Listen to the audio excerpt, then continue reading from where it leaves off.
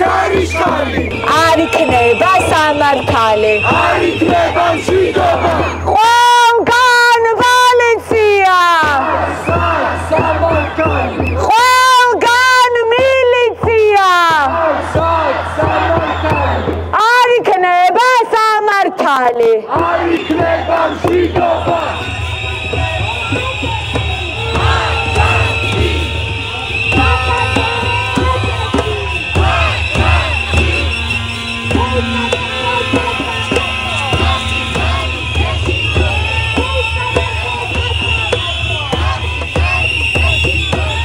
საზოგადოებრივი მაუწყებელი ზუსტად ის ადგილია, სადაც ყველანაირი პრობლემა, ყველანაირი საზოგადოების რაიმე წინააღმდეგობა უნდა ისმოდეს და უნდა ჩანდეს. ჩვენ ვემიჯნებით ოლიგარქიას. ჩვენ ვემიჯნებით.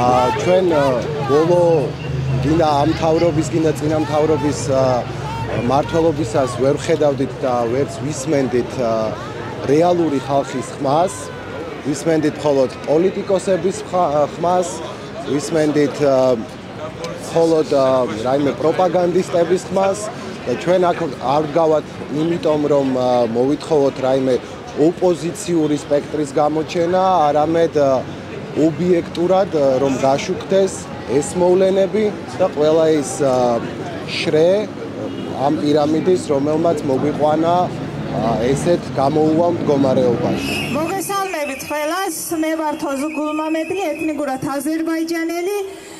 პირველ რიგში მიხარია რომ აქ ისმის ჩემი ხმა და ჩემი თემის ხმა, თუმცა ჩვენ სადაც ვართ აქ, აქედან არ ისმის ჩვენი ხმა, აქედან არ ისმის ჩვენი ბავშვების ხმა, რომლებიც ბაღი არ აქვთ, სკოლაში წესიერი განათლება არ აქვთ. ხელმისაწვდომი არ არის მათთვის, სახელმძღვანელოები მათთვის გასაგებენეზე გარგი ხარისხის. ჩვენ ვეღარ ვხედავთ ეთნიკური აზერბაიჯანელი ქალების შრომას, ვეღარ ვხედავთ მათი ყოველდღიურობას, მათი კულტურას და შესაბამისად ვიღებთ ამ რეალობას, რა რეალობაშიც აღმოჩნდით ჩვენ არჩევნებში. აი ესეთი სოლიდარობა გვჭირდება ჩვენ არ ვართ მარტოები საზოგადოება უკვე მიჩვეულია იმას რომ საზოგადოებრივი მაუწყებელი არის უბრალოდ მარიონეტული ტელევიზია მიუხედავად იმისა რომ იგი ფინანსდება რიგითი ადამიანების რიგითი მოქალაქეების ჯიბიდან თუ ჩვენ ერთხელ და სამუდამოდ შევიგნებთ იმას რომ ამ ტელევიზიის დაბრუნებით ჩვენ რეალურ დემოკრატიამდე და რეალურ თავისუფლებამდე შეგვიძლია ძალგვიც რომ მივიდეთ ეს იქნება თავისუფლებისკენ ჭეშმარიტი თავისუფლებისკენ გადადგმული სერიოზული ნაბიჯი რადგანაც ჩვენ დღეს არ ვებრძვით მხოლოდ ქართულ ოცნებას არამედ ნებისმიერ ავტორიტარულ ძალას რომელიც სამომავლოდ შეიძლება გამოცხადდეს და ეს ადგილი სადაც ახლა ვიმყოფებით არის და აუცილებლად უნდა იყოს ის ადგილი სადაც გაჟღერდება ხალხის ხმა გაჟღერდება ობიექტური რეალობა არ იქნება სამართალი არ იქნება მშვიდობა არ იქნება სამართალი არ იქნება მშვიდობა არ იქნება სამართალი არ იქნება მშვიდობა სამართალი ხალხს სამართალი ხალხს ცოცხლი ოლიგარქია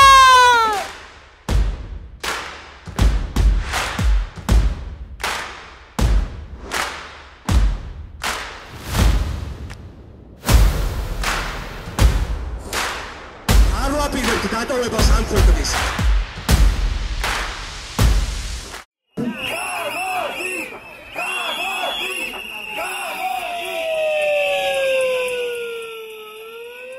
აქციაზე მოვედი პირდაპირ უნივერსიტეტიდან, რომელშიც 15 დღის განმავლობაში გრძელდება უწყვეტი პროტესტი. ჩვენი ხმა არ ესმის არავის, საზოგადოებრივი მაუწყებელი, არხი, რომელიც ჩემს უკან არის, არ დაინტერესებულა ჩვენი პრობლემებით. საზოგადოებრივი მაუწყებელი არ საუბრობს რეალურ პრობლემაზე. რუსთაველზე დგომას და ზოგადად საქართველოში ნებისმიერ ველზე დგომას, სადაც უპირისპირდებით ოლიგარქიას, არ ექნება დიდი მოცულობა, არ ექნება დიდი მოცვა ხალხში, თუ ეს არ გაშუქდება სათანადოდ და ობიექტურად.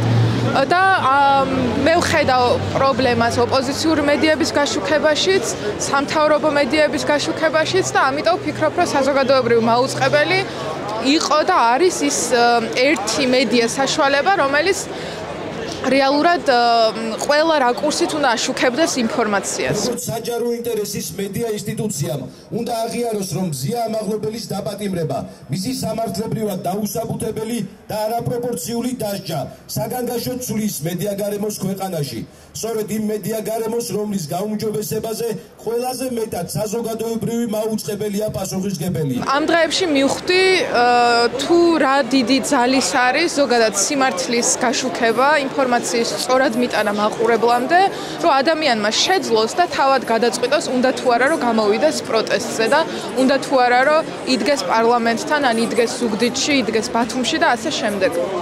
გოდამ ბათუმის ამბავი ახსენა და კიდევ ერთხელ სოლიდარობა ბათუმს, სოლიდარობა ზუგდიდს, სოლიდარობა ქუთაისს, სოლიდარობა ხაშურს, სოლიდარობა ყველა იმ ქალაქს, რომელმაც ძალიან ხმამაღლა დააფიქსირა თავისი სათქმელი და სოლიდარობა მთელი ქვეყნის მასშტაბით ყველა იმ ადამიანს, რომელსაც ძალიან ზუსტად ესმის დღეს, რომ თუ კი დღეს არ ვისაუბრებთ, ხვალ ვეღარ ვისაუბრებთ.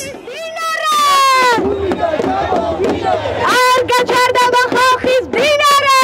მდვილად ამ არხზე სახალხო ეთერში უნდა შევიდნენ ადამიანები, ვისაც სოციალურ საკითხებზე აქვს სალაპარაკო. და ადამიანები, ვისაც თავის თავზე უნდათ ლაპარაკი იმაზე, რაც თვითონაც უხებთ. და როგორ უნდა პასუხობდეს ამას წესით სახელმწიფო, როგორ უნდა ეხმარებოდეთ მათ. და ფაქტობრივად ესე წარმოიშვა ეს პროტესტიც, უბრალოდ ესე შეემატა შინაარსი. აი ზუსტად აქედან წამოსული, რომ პოლიტიკოსის ეთერი არ არის ხალხის ეთერი. ცოცხლი ოლიგარქია! დავიძრათ მეგობრებო. არ იქნება სამართალი. ჩვენ ერთმანეთს აქამდე არ ვიცნობდით და ესე ბუნებრივად დავკავშირდით ერთმანეთთან, იმიტომ რომ ავთენტურად ჩვენთვის ეს ადგილი და საზოგადოებრივი მაუწყებლის იდეა არის მნიშვნელოვანი და რაღაცნაირად ყოველდღიურად რომ მოვდიოდით, შემდეგ უკვე რაღაცა ერთ ჯგუფად ჩამოვყალიბდით და ყველანი უკვე ერთმანეთს ვიცნობთ.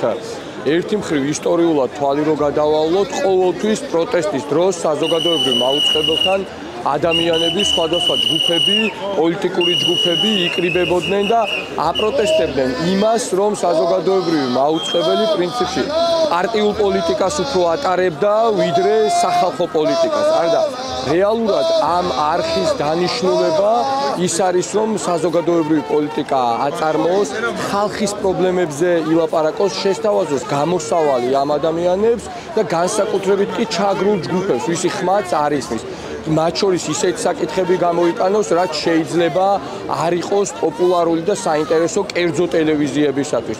ამიტომაც ვაფინანსებთ ამ ტელევიზიას და პრინციპში ზუსტად იმიტომაც შეიკრიბა აქ ასე ბუნებრივად საზოგადოების სხვადასხვა ჯგუფები და ზუსტად იმიტომაც არის, რომ ორი თვის თავზე ეს პროტესტი არ წყდება და რუსთაველთან ერთად ერთადერთი სივრცე არის, სადაც ადამიანები ყოველდღიურად იკრიბებიან და აპროტესტებენ. დღესაც პროტესტის ხმა არის ის, რომ ეს დღევანდელი ხელმძღვანელობა ტელევიზიის და პრინციპში ბუნებრივია, რომ ვასილ მაღლაფერიძე, რომელიც ირაკლი კობახიძეს მოადგილე იყო, ემსახურება ქართულ ოცნებას და ზუსტად ამას ვაპროტესტებთ და მიუხედავად იმისა, რომ ისინი მუდამ ცდილობენ, რომ ჩვენ რაღაცა პარტიული კუთვნილება მოგვაწეპონ, ამ პროტესტის მთავარი მოთხოვნა არის, რომ ეთერი დაუთმონ ხალხს, ის რომ თქვათ პოლიტიკოსის ეთერი, ხალხის ეთერი არ არის და ამიტომაც ვერაშავებენ ამ პროტესტს. პროტესტი გრძელდება და გაგრძელდება იქამდე, სანამ არ მივაღწევთ საერთო წარმატებას, რაც არის ხელახალი არჩევნები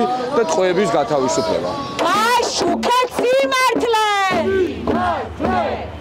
საქართველო ადექი! ხო ყველას ხო რაღაც თავისი мотиваცია ან თავისი წუხილი აქვს რის გამოც არ ეშვება პროტესტს და ჩემთვის მართლა ყველაზე დიდი წუხილი არის წუხილი პროპაგანდის გამო. იმიტომ რომ ძალიან პირად სივრცეშია ჩემთვის შემოჭრილი ეს პრობლემა და რაღაც საზოგადო და საჯარო სივრციდან ჩემს ოჯახშიც არის გადმონაცვლებული და ამიტომ სრული გულწრფელობით და სრული რაღაცა ემოციური გამოუვალობიდან გამომდინარე ხდება ხოლმე რომ თითქმის ყოველ საღამოს ვატარებ საზოგადოებრივი მაუწყებლის წინ, იმიტომ რომ მგონია რომ ხო რაღაცნაირად არ ვიცი, ბოლომდე მაინც არ მჯერა რომ შესაძლებელია ადამიანები იყვნენ ინფორმირებულები და ამ ინფორმირებულობიდან გამომდინარე იგჩევდნენ სისასტიკის მხარეს დგომას. Როგორღაც არ ვიცი, ან არ მჯერა ამისი, ან უბრალოდ არ მინდა რომ მჯეროდეს, იმიტომ რომ თუ ესეა, თუ ხალხის შემაშფოთებლად დიდი რაოდენობა ეცნობა სიმართლეს და აი ამ სიმართლიდან გამომდინარე რჩება იმ პოზიციაზე, რომელიც შეიძლება სხვისი მოსპობის პოზიცია იყოს, არა რაღაც აზრთა მრავალფეროვნების, არამედ სხვისი განადგურების ხარჯზე არსებობის გაგრძელების როგორღაც არ შემიძლია რომ ეგ დავიჯერო, რომ ამდენი ადამიანი იღებს ამ ინფორმირებულ გადაწყვეტილებას და ვარგა სიმართლისთვის ბოლომდე! კიდე ერთხელ სიმართლისთვის ბოლომდე! მე მახსოვს ის დრო, როდესაც ეს მსვლელობა ამ შეძახილებით არაპოპულარული იყო და მე მიწევდა ხოლმე ამეხსნა ხალხისთვის, რატომ მომწონდა ესეთი ფორმა მსვლელობის და ვამბობდი, რომ ნახე კონკრეტულია, რაღაცა შინაარსი აქვს ჩვენს მსვლელობას. გაუმარჯოს კი არ ისმის, მხოლოდ ისმის რაღაცა ტიპის ისეთი დარდი, რომელიც არის დაზუსტებული. რომ აი მაგალითად ეთერი უნდა ეთმობოდეთ დევნილებს, ეთერი დევნილებს. ან რომ უსამართლო სასამართლოს უნდა ჰქონდეს ხალხის ძალის შიში. ანუ ესეთი ტიპის კონკრეტიკის და შინაარსის შემოტანა არის ჩემი აზრით ძალიან მნიშვნელოვანი, იმიტომ რომ ჩვენ თვითონვე გავვარჯიშდეთ იმაში, რას გულისხმობთ ზუსტად, როდესაც მივისწრაფვით ევროპისკენ, ხო? ანუ კონკრეტულად რა შინაარსს ატარებს ჩვენთვის ეს სწრაფვა.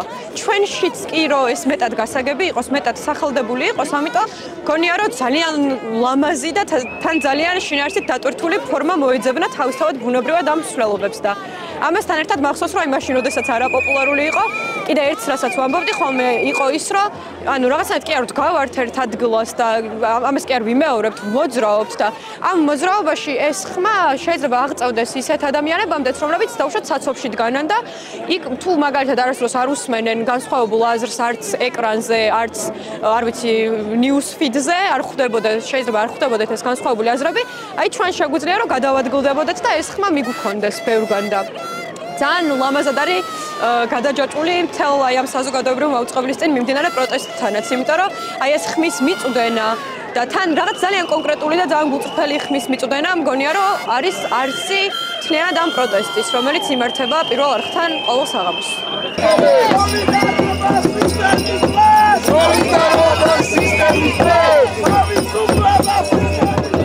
მე მგონია რომ ეს აქციები ზოგადად პროტესტის ეს კონკრეტული პერიოდი არის ზუსტად დახუნძლული ამ სოციალური შინაარსებით და ვაჟღერებთ ისეთ მესიჯებს, რომელიც ეხება უშუალოდ ყველას და რომელიც არის არამხოლოდ ლოკალური პრობლემები, საქართველოს პრობლემები, არამედ მსოფლიო პრობლემები. ან ფაქტობრივად ბევრი რაღაც არის თარგმნილი უცხოური პროტესტებიდან. მაგალითად, არ იქნება სამართალი, არ იქნება მშვიდობა, ეს არის no justice, no peace, რომელსაც ძალიან ხშირად ვისმენთ იგივე პალესტინის აქციების დროს და ისტორიულად ზოგადად დასდევს ჩაგრული ხალხის ხმას. და მგონია რომ აი როგორც იქნა ეს არა მხოლოდ სოციალური შინაარსი შეიძინა ამ პერიოდში, არამედ დავინახეთ ჩვენი პროტესტი რაღაც მთლიანობაში. რომ აი სამყაროში, ზოგადად მსოფლიოში რა გვაერთიანებს სხვა პროტესტებთან და რას ვებრძვით? ანუ ვებრძვით პოლიციურ რეჟიმს, ვებრძვით ოლიგარქიას, ვებრძვით უსამართლობას, ვებრძვით ჩაგვრას და ერთ-ერთი ყველაზე მნიშვნელოვანი ფრაზა, რაც ამ პერიოდში გაჟღერდა და ადამიანები, ვინც უკრავენ ხოლმე ტამტამებზე და ადამიანი, ვინც მიკროფონში აჟღერებს აი ამ ტექსტებს, იძახიან, რომ თავისუფლება, თანასწორობა, სოლიდარობა. სინამდვილეში ყველა ადამიანს, გარდა ოლიგარქებისა, უნდა ზუსტად ეს სამი რაღაცა რა, თავისუფლება, თანასწორობა, სოლიდარობა და აი ამ სოლიდარობას გვგრძნობთ მართლა სხვა ხალხებთანაც საქართველოს გარეთ.